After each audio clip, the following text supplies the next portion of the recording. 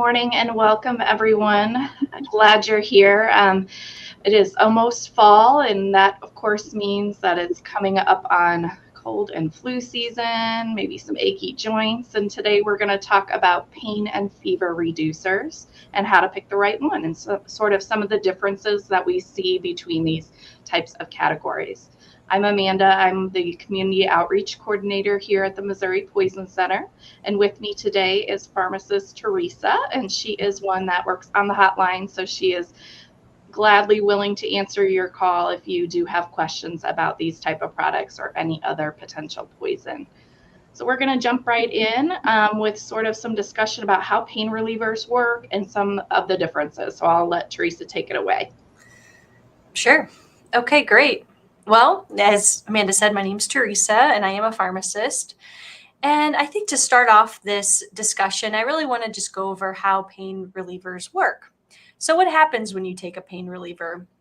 It doesn't really go directly to, let's say, your stub toe or to your head if you have a headache, even though that's the spot that actually hurts so much. They work with your cells, specifically the nerve endings in your nervous system, and they also work with your brain to help you to help stop you from feeling the pain. And so, if you think about your body, it's full of nerve endings in your skin and in your tissues. And some of these nerve endings, they sense pain. So if you put your hand on a hot stove and you get burned, or if you stub your toe, or if someone punches you or something like that, you have that immediate kind of pain response. And that's because the whole nervous system is working together to send that response to your brain. So when your cells in your bodies are injured or they're damaged, they release chemicals.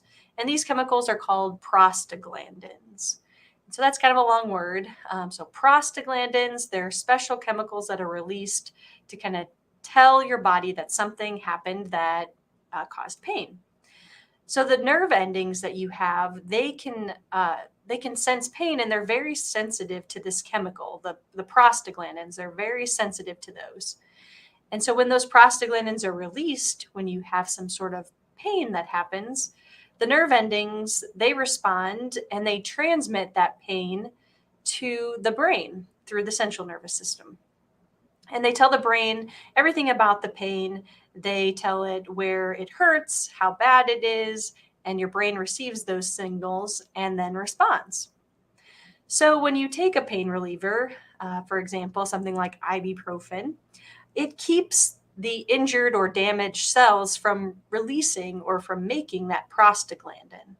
And so if cells don't release that chemical, then it means the brain won't get that message as quickly or as clearly. So your pain goes away or it becomes less severe as long as those cells aren't releasing that prostaglandin. And then we'll talk more about how each of them work, but acetaminophen, it works more in the brain so you don't feel the pain. All right, so I mentioned ibuprofen, I mentioned acetaminophen. There are two different types of over-the-counter pain relievers. So acetaminophen, often people call that Tylenol, but it's found in a lot of different products. And then NSAIDs, that stands for non-steroidal anti-inflammatory drugs. And there are a few different types. There's ibuprofen, which a lot of times people call it Advil or Motrin. And then there's naproxen, often called Aleve or naproxen. And high-dose aspirin also has this type of property as well. So if we can look at them in different ways, because they do work differently, and they also have, so they share some similarities, but they also have different interactions or different cautions that you have to take with these types of medications. So we'll start off with acetaminophen. And that's used to treat mild to moderate pain. Think things like headaches or toothaches, or sometimes arthritis, and then cold and flu aches and pains. It is also used as a fever reducer. Now, pain medications work best if they're used at the first signs of pain. If you wait until the symptoms have worsened, then the medication isn't going to work as well. Both of them, both acetaminophen and NSAIDs, they reduce fever and they relieve pain. But acetaminophen works more on the brain when it receives the pain messages. Now, something that's really important to know about acetaminophen is that taking it regularly at high doses can be a problem for your liver. So you really want to be careful when you're taking acetaminophen because you don't want to get over the amount that would cause liver problems. And that can happen if you take large amount all at once. That could be from being intentionally taking large amounts all at once or accidentally. And if that happens, that's a medical emergency. We need to go to the hospital right away so that we can assess whether you need some further treatment. It also can be a problem if you take acetaminophen while drinking alcohol. So it's not recommended to consume 3 or more alcoholic drinks per day while using acetaminophen. And you can also get too much acetaminophen by combining lots of different products that contain the same ingredient, and that we'll talk about in a moment. So there's many different forms and brands of acetaminophen. You have to read the dosing instructions very carefully because there are different amounts of the drug depending on the formulation. So Tylenol might have a certain amount, but there's extra strength Tylenol. And then there's also things like cold and flu products like Dayquil. That has a different amount of acetaminophen in it. And it can be kind of confusing. So we always have to read the labels to know the difference between. And we don't want to combine more than one product that contains acetaminophen. So acetaminophen is also used for children as well. Now, if you're dosing it for your child, you have to make sure that you're using a product that's meant for children. And that should say something like children's acetaminophen or children's Tylenol. It might say infant. It might say pediatric. So those products are meant for children, and you have to look up the label to see where the dose should be. And we like to use weight-based doses. So you find your child's weight, and then it coordinates with the amount of medicine that you should be giving. So if you don't know your child's weight, that could be okay. Just use their age and use the instructions on the label.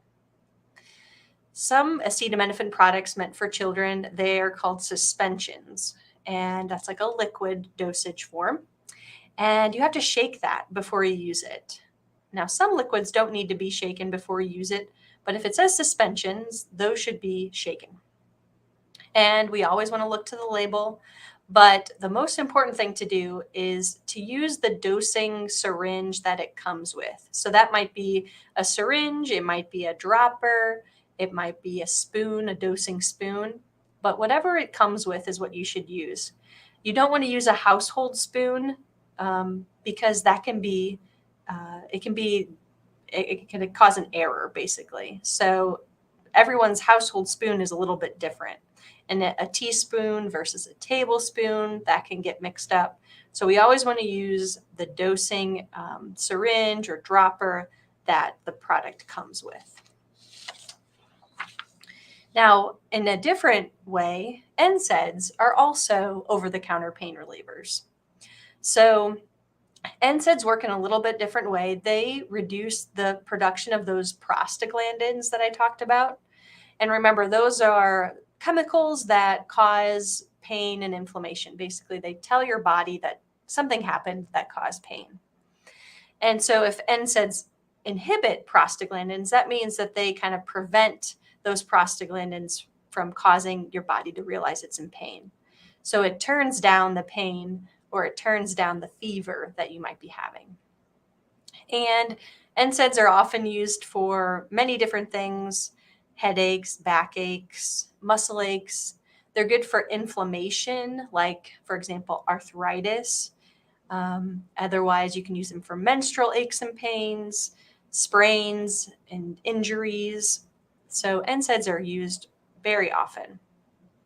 Now, they can be really helpful for things like arthritis or joint pain because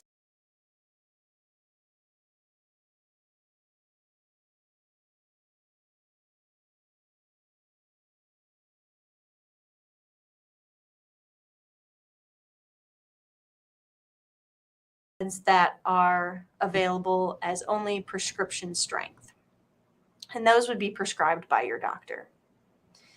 Now, using NSAIDs regularly at high doses, they also have risks associated with it. And high dose use of NSAIDs can cause an increase in risk of heart attacks or strokes. It can also cause stomach ulcers and bleeding. And they can also cause kidney problems. So they're not without risk. So we have to be careful when we're taking these as well. Now, if you take NSAIDs with food or milk or an antacid, that can lower some of those risks, especially for stomach ulcers and bleeding. There are interactions with NSAIDs, so you have to make sure that you run it by your doctor if you're on other medications. Especially some of the more common ones would be warfarin. If you're taking warfarin, some NSAIDs can actually enhance the effect of that warfarin, making it more likely to cause bleeding. And so you really want to run that by your doctor if you're going to be taking warfarin and any NSAID. That can cause a problem. Other medications like lithium, it can actually cause your lithium in your body to increase, and that can cause an increased risk of side effects. So lithium is another one to be cautious with. If you're taking a low dose aspirin and you're also taking something like ibuprofen, that can put you at increased risk for developing stomach ulcers. So you have to be careful with that as well.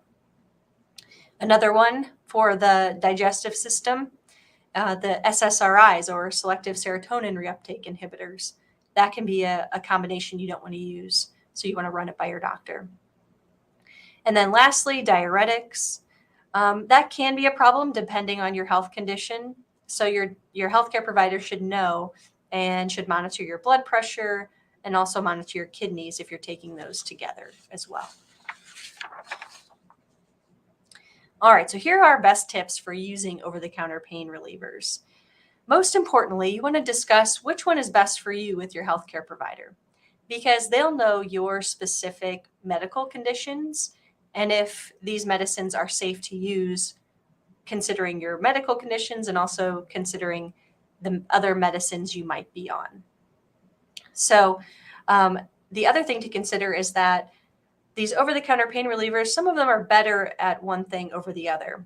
So for example, acetaminophen is good for relieving pain, but it doesn't help as much with inflammation. So if you can tolerate them and if your doctor approves you to take them, then NSAIDs might be a better choice for those things that cause inflammation, like arthritis, for example. You also want to read the label very carefully. There's a lot of different products that contain both of these medicines. For example, cold and flu products a lot of times contain acetaminophen. Some other over-the-counter products are a combination of ibuprofen and something else. So you really want to read the label before you take it and make sure you're not combining things or taking multiple products with the same ingredient. Taking too much of the active ingredient increases your risk of side effects and could put you at risk for some of those more serious side effects, like with acetaminophen. Remember, that's liver damage, and with NSAIDs, a lot of time we think of ulcers or bleeding problems in the GI tract. Another thing to do is to store them properly and safely. So a medication can lose its efficacy, or it may not work as well if we don't store it properly. And so if you think about a lot of times we might put medicines in the medicine cabinet, but if that's a hot and humid place, like it's in the bathroom, there's a lot of steam that can happen from showers, and that can make the temperatures fluctuate too much, or the temperatures go up and down, and the medicine can lose its effectiveness. It may not be as good as you think it is. And so to make them last the longest, you should keep it in a cool, dry place. And of course, we always recommend that you keep it up and locked away from any children or pets. And then our last tip would be to take the correct dose. So when you're taking an over-the-counter pain reliever, be sure to read and follow the directions carefully.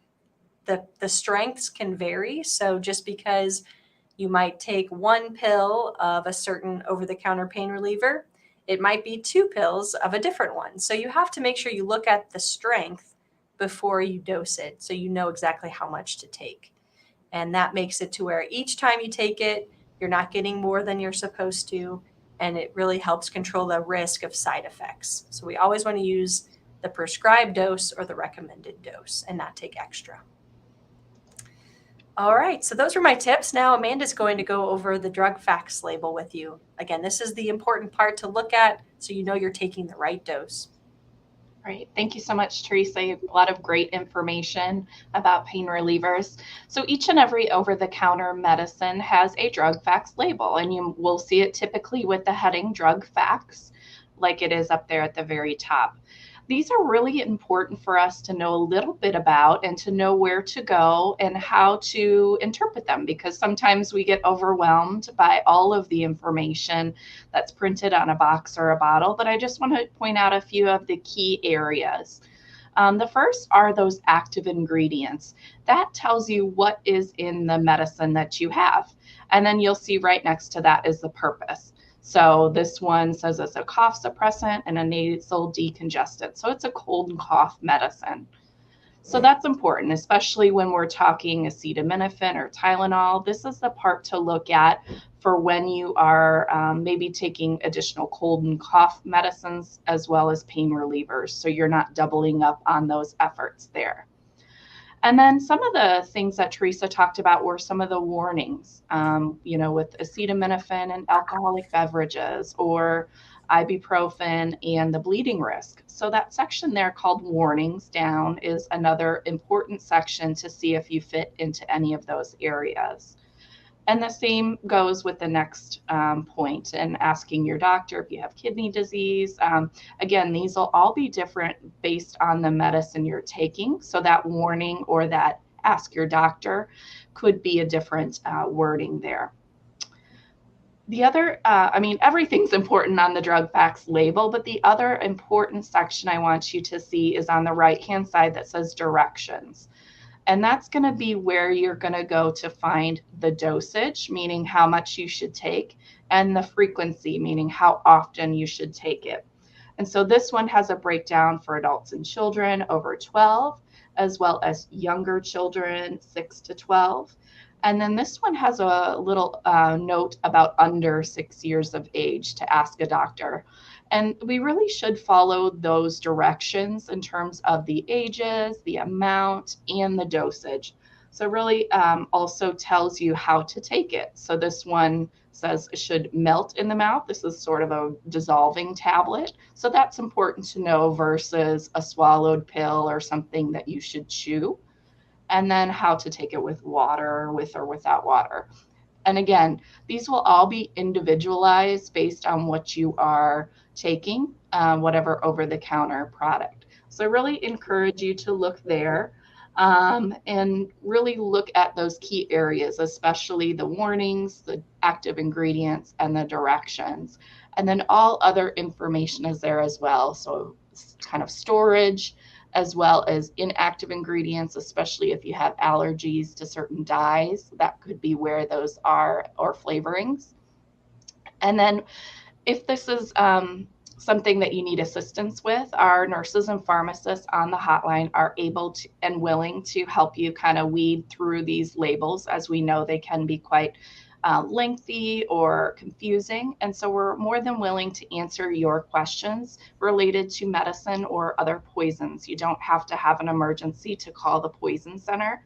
You can call and speak to one of our registered nurses or pharmacists like Teresa, and you can reach out very easily by keeping the Poison Center number in your cell phone. I would encourage you to go ahead and save the Poison Helpline right now if you haven't already.